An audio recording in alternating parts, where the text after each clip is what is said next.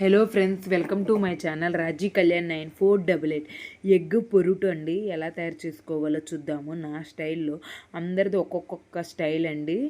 చాలా రకాలుగా కూడా చేసుకోవచ్చు. ఎగ్ కర్రీ ఏ రకంగా చేసినా కూడా టేస్ట్ చాలా బాగుంటుందండి. ముందుగా మనం ఆయిల్ పెట్టుకుని పోపు వేసుకోండి.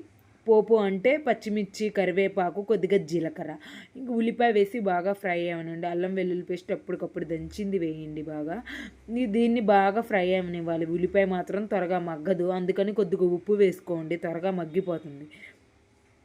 లేకపోతే టైం పట్టుద్ది, చాలా టైం పట్టుద్ది ఉల్లిపాయ మగ్గాలంటే. మనకు అక్కడే టైము చాలా అయిపోతుంది.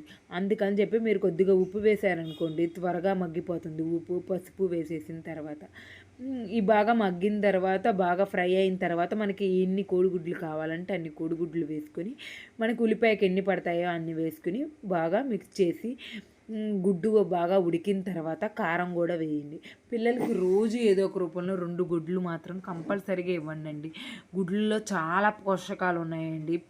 ప్రతి ఒక్కళ్ళు కూడా చెప్తున్నారు, గుడ్డు మాత్రం పిల్లలకి రోజుకి 2 కంపల్సరీ ఏదో ఒక రూపంలో ఇవ్వండి. కర్రీయే కానీ, అట్టు కానీ, ఉడకపెట్టి కానీ. మా పిల్లలు ఉడకపెడితే ఏంటంటే మధ్యలోది ఎల్లోది తినరు, అందుకని ఇలాగ కర్రీలాగా కానీ, దోశలాగా కానీ వేసి ఇస్తానండి. మీరు కూడా ఏదో ఒక రూపంలో పిల్లలకి మాత్రం కంపల్సరీగా ఇవ్వండి. గుడ్డు మనం కూడా రోజుకి 2 తీసుకోవాలి, చాలా హెల్దీ అండి. బ్రేక్ఫాస్ట్లో అసలు తీసుకున్నామంటే మంచి ప్రోటీన్, ఫైబర్ అన్నీ కలిగి ఉంటాయి. మీరు కూడా తప్పక ట్రై చేయండి ఈ కర్రీని.